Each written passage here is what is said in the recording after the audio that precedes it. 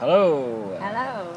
It is Wednesday evening, 24th of June.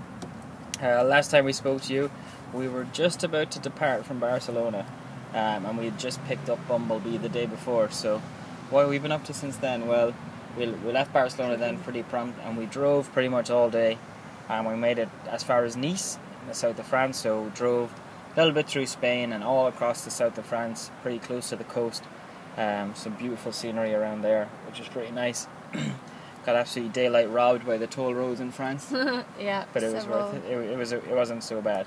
And then we drove down into a small little beach on the Italian side of Nice, and it was absolutely gorgeous, wasn't it? The drive down in was pretty spectacular. Through the little village, like very very twisty roads, but very very pretty. Down through the Alps, and then we just kind of chilled out there for a few hours, not too long, until the mid-evening, and then we made our way back up into the Alps onto the motorway.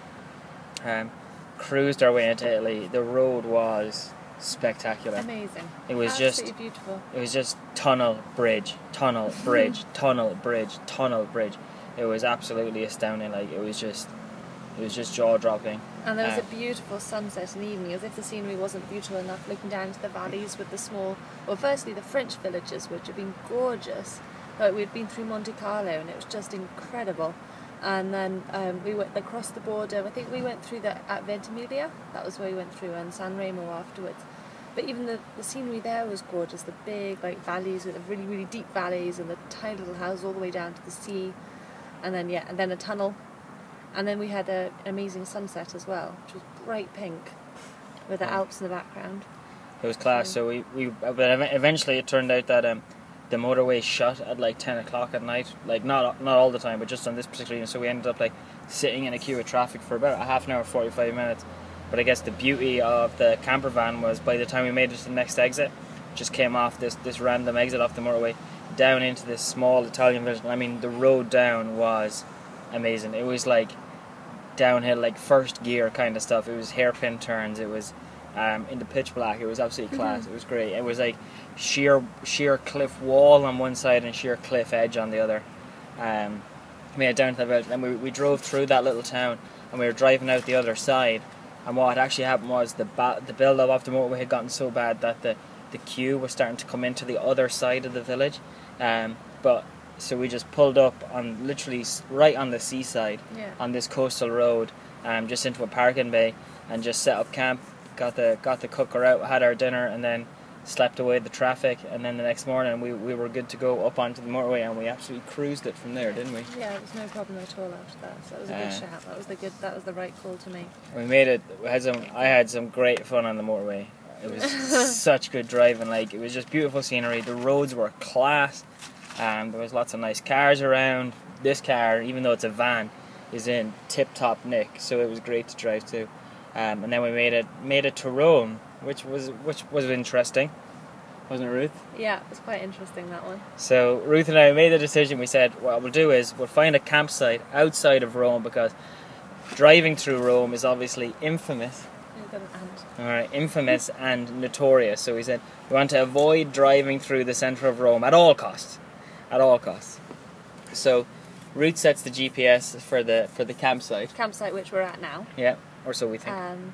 And so we're driving into Rome, come down off the motorway, and it starts to get pretty tight, and it starts to get pretty unclear. I mean, there's very few road markings, very few signs, there's cars everywhere. Barely anyone has any wing mirrors.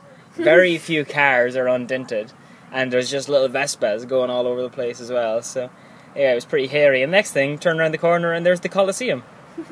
So what had actually happened was we had driven ourselves right into the dead centre of Rome. Couldn't be more central. So that was the point at which 4 lanes become 7. That was a bit of an oh dear moment. That was one thing So we set the GPS then for the campsite anyway, and we pulled up, and it's got lane assist, and that's like we were just saying. It said on it like, oh, stay in the leftmost lane of the 4. And I was sitting in a queue that was 7 cars abreast.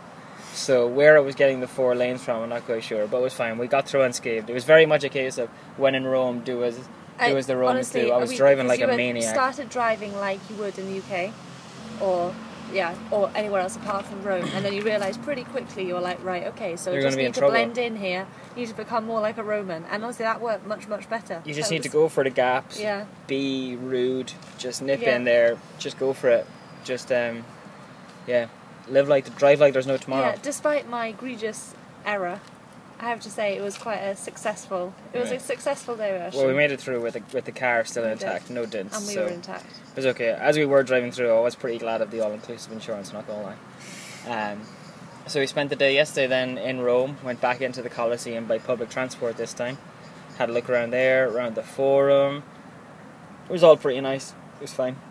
Yeah, it was very good. It was very good. Yeah, Yeah. it was grand. It was good because we have these little Roma. We have a little Roma passes which allowed us to get entry into the Forum and the Colosseum. Skipping the queues, kind of. I mean, they allow you to skip the Yeah, but obviously, ticket if queues. if so many people skip the queue, then they Yeah, become a obviously. queue in themselves. But I think they have been all right. Yeah. But I did mean it was a little bit quicker to get into both of them. Yeah. And then after that, what did we go to? We went out for dinner in the evening. Oh, yeah, that in was this so. place. Yeah, Trastevere. Oh yeah, An I forgot to area of mention on Tuesday evening when we arrived. No, on Monday evening when we arrived, we met up with Ruth's flatmates just very briefly for dinner, But for an hour. and they gave us some tips of where to go. So we went to this place Trastevere. And And it it was was a really, really nice area of Rome, Class, it was isn't great. It's so pretty, like windy streets, lots of street sellers, there we go. Lots of little pretty restaurants, leafy suburbs. And actually we had a lovely dinner at a really good value restaurant. It was like, it was really, really... Well, we had We we had the works. We had everything. it was like €35 and it was Yeah. like a 3-course meal. with a bottle of with a wine bottle and of everything. wine. It was class. Really it was nice more than wine. 3 courses because we had the antipasti, the first course, the second course, the whole lot, the whole kit and Yeah, caboodle. it was great. really, really good. And then we came back, we were winding through the streets and we came across a church that was doing Night Fever, which was cool. With kind of interesting music, quite kind of jazzy music for a kind of sedate occasion. Yeah. But anyway, it was still lovely all the same. Yeah. And then this morning, got up Some nuns bright outside. and early, crack of dawn, and made our way to the Vatican for the papal All audience. dressed up. Oh, Ruth's still wearing her white dress. Yeah, I've taken off my suit. Don't worry, I didn't Love. wear this. love my... So we made our way to and it was a bit of a queue to get in, a bit of a wait. We didn't really know what the story was. You're kind of getting ushered about. You're sitting down.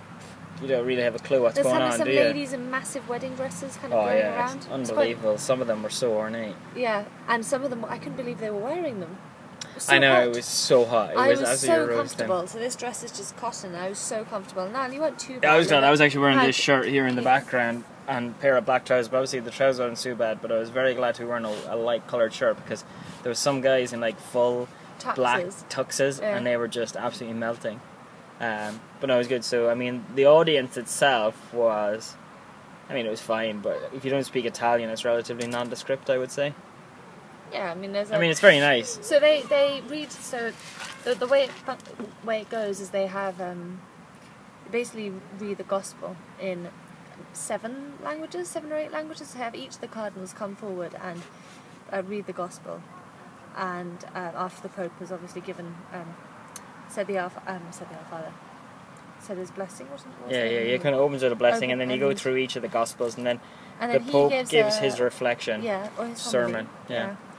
And then each of the cardinals basically gives a summary of that. In the respective languages yeah. again.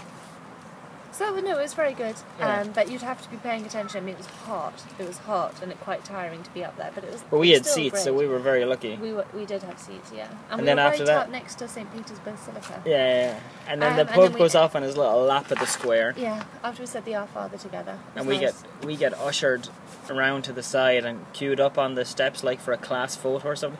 There's at least 150 couples yeah. in the newlywed area. Huge number. And then so we're all queued up there and we're just kind of standing waiting. We don't really know what the story is. Are we standing up for a photo? Is he going to come back round? It's very unclear, the whole lot of it. And he comes back along anyway, and we're standing up in this small square, and to our left, perpendicular to us, is still like a group of people that I'm not really sure why anyone was allowed up into the specific area, but anyway, that's the way it was. And so then he comes along across in front of the newlywed, and so we're on the 3rd line of about 8 lines, so we're very lucky where we are. And as he comes along, we managed to reach out and hold hands with him briefly. Yeah, so yeah, it was. really cool. It was lovely. absolutely awesome. As he came through the line, They're so busy, and people are shouting and screaming, kind of thing. They're kind of like shouting, Papa Francesco, and chanting it. But it was extremely peaceful as he came along the line. It was rather lovely, Yeah. actually. And he's very good. I mean, there was a woman in the front row who was pregnant, and he was giving a blessing to her baby. Yeah. And then there was another couple further along who had two small children that were there, two little girls, a toddler and a baby, and he was chatting away with those as well. And he definitely does. He's very conscious about how he makes eye contact with everyone. He makes contact with everyone, and yeah, it was really, really nice, really special. So it was an absolutely epic morning. Yeah. And then we were going to go for the Vatican Museum and the Sistine Chapel, but then given it's a Wednesday and we weren't really that pushed, we went along and the guy was like, oh, it's a 3-hour queue and you might not even get in, and we were like, forget it. So yeah, we just had a look around the Vatican, just wandered about a bit, had some lunch, and then went into another bit of Rome just to suss it out. Had some beers there, and then we just grabbed some food and came back to the campsite and chilled out by the pool, really, ready to head on the next part of our adventure tomorrow. So we're gonna depart Rome and head south. We'd love to let you know where we're going, but we haven't decided yet. So I'm sure you'll find out all about that in the next little update. Okay, this has been a pretty long one, so we'll try check in again sooner the next time. But we love you all very much, and we'll see you all soon. Indeed. All right, God bless. Bye-bye. Keep it real, homies.